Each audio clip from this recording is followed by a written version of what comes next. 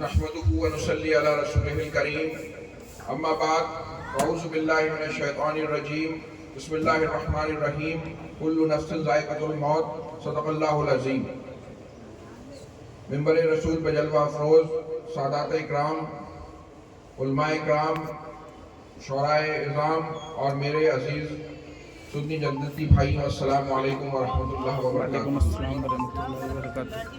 آج ہم سب جناب نثار صاحب مرحوم کے چہلم کی محفل میں حاضر ہوئے ہیں اور محفل سجائی گئی ہے تاکہ لوگ فکر کریں اور اپنی آخرت میں تیاری کریں۔ حضرات گرامی، مغرب کی نماز کا وقت قریب ہے، اس سے پہلے فاتحہ بھی ہونا ہے۔ میں چند منٹ آپ سے گفتگو کروں گا۔ اعلیٰ حضرت فرماتے ہیں کہ ہائے غافل وہ کیا جگہ ہے جہاں 5 جاتے ہیں 4 پھرتے ہیں۔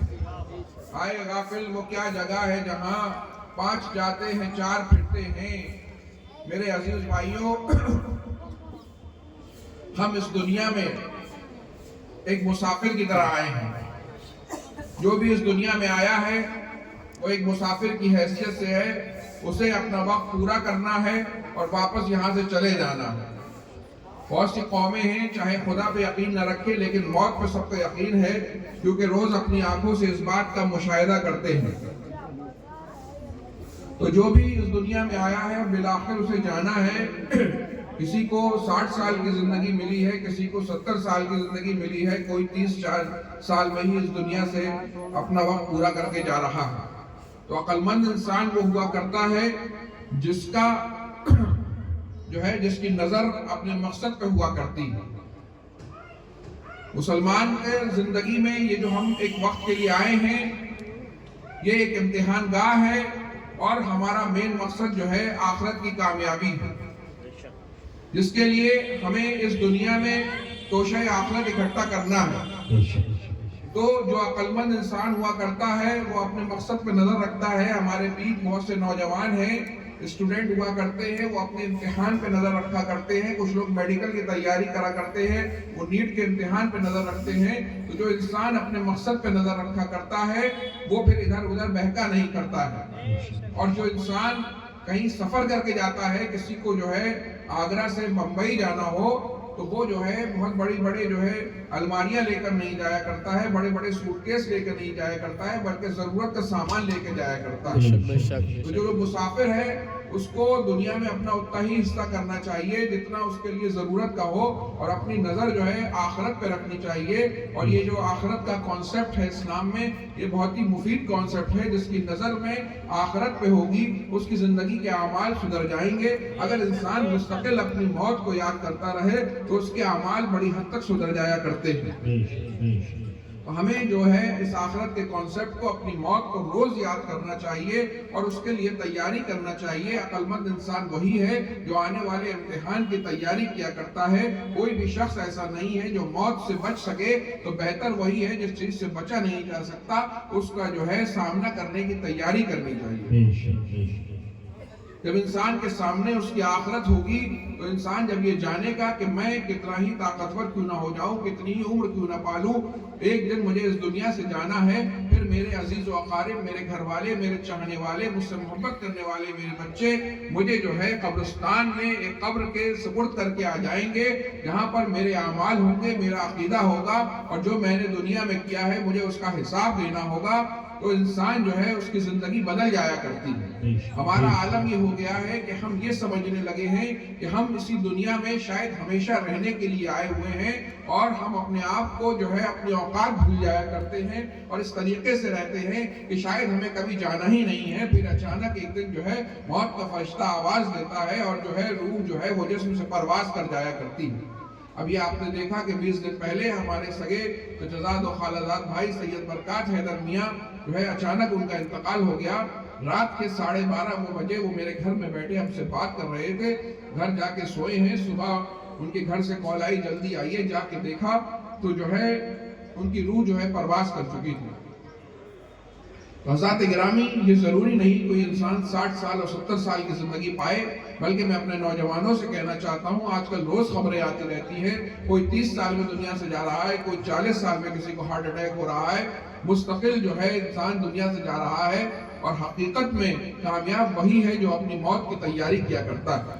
اگر آپ کے سامنے اپنی موت کا تصور ہوگا، اگر اپنے خالق کے سامنے پیش ہونے کا تصور ہوگا، تو پھر انسان اس کی تیاری کرے گا، پھر انسان کسی پہ ظلم نہیں کرے گا، کیونکہ اسے معلوم ہے کہ یہاں میں اپنے پیسے کے نشے میں، اپنے پاور کے نشے میں، اپنے تعلقات کے نشے میں کسی پہ ظلم کر سکتا ہوں، ہو سکتا ہوں میں جو ہوں اس سے پار بھی آ جاؤں، لیکن بالآخر مجھے اپنے رب کے دربار میں پیش ہونا ہے۔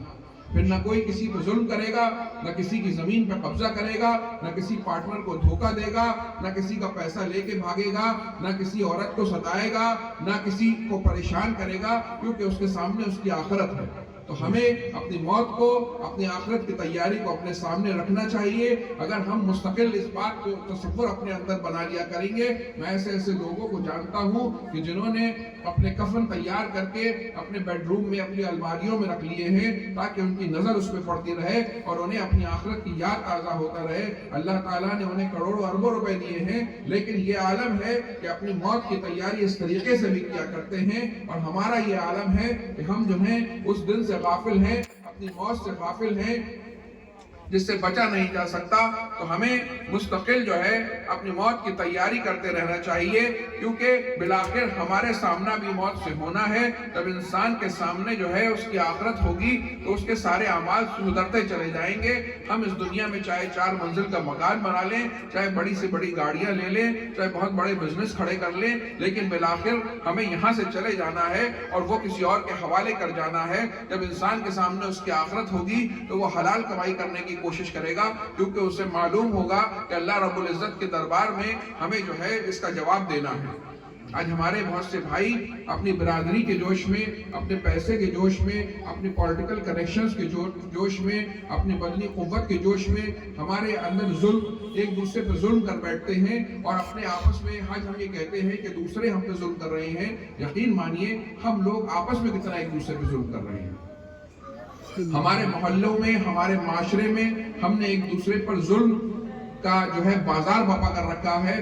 کوئی اپنے رشتہ دار پہ ظلم کر رہا ہے، کوئی اپنے بیوی پہ ظلم کر رہا ہے، کوئی اپنے بھائی پہ ظلم کر رہا ہے، کوئی کسی کا حصہ مارے ہوئے ہے، اور ایسا لگتا ہے کہ اس دنیا سے جانا ہی نہیں ہے، اپنے رب کے دربار میں جواب دینا ہی نہیں ہے۔ اگر موت کا تصور مستقل سامنے رکھیں گے، جبکہ روز ہونے والی یہ جوان اور یہ بوڑھی موتیں ہمیں یہ بتاتی رہتی ہیں، ہمیں یاد دہانی کراتی رہتی ہیں کہ آج اس کا نمبر ہے، کل تمہارا نمبر ہے۔ اگر عقل مند ہو تو اپنے موت کی تیاری کرو۔ میرے بھائیوں، ہمیں اپنے معاشرے سے بھی ظلم ختم کرنا ہوگا۔ ہمیں یہ یاد رکھنا ہوگا کہ ہمیں اپنے رب کے دربار میں حاضر ہونا ہے۔ پھر نہ ہم کسی کی زمین پہ قبضہ کریں گے۔ اگر کوئی کسی کی زمین کے اتنے سے ٹکڑے پہ بھی قبضہ کر لیتا ہے تو اسے قیامت کے دن اس سے 7 گنا زمین کا توق اس کے گلے میں پہنایا جائے گا۔ سوچئے یہ کتنی سخت سزا ہوگی۔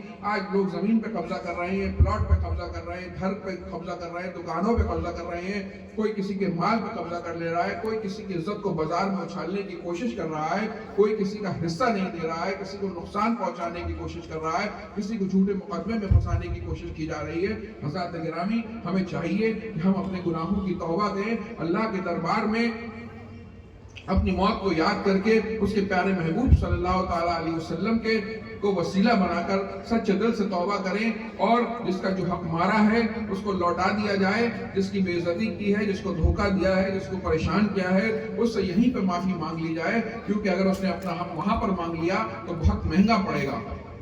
تو میں بالآخر یہی کہنا چاہتا ہوں کہ ہم سب کو مستقل روز اپنے لیے توشہ آخرت تیار کرتے رہنا چاہیے۔ جیسا کہ ہمارے بھائی بتا رہے تھے کہ برتھ ڈے پہ بہت زیادہ خوشیاں منائی جاتی ہیں، لوگ خوشی سے پھولے نہیں سماتے، جبکہ حقیقت میں آپ کی زندگی کا 1 سال کم ہو رہا ہوتا ہے، اور اپنی موت سے ہم مستقل قریب ہو جاتے ہیں۔ ہمیں دیکھنا چاہیے کہ ہم نہ جانے کتنا وقت بچا ہے، کتنا وقت ہمارے پاس بچا ہے، اور ہم نے اس کی کیا تیاری کر لی ہے۔ ابھی ہماری فیملی میں جو حادثہ ہوا اس کے بعد ابھی تک سب لوگ بہت شوق میں ہیں، اور جلسے جلوس تو فی الحال سب بند کر رکھے ہیں۔ یہاں پر آنا تھا ان کے یہاں، شان رضا بھائی کے یہاں۔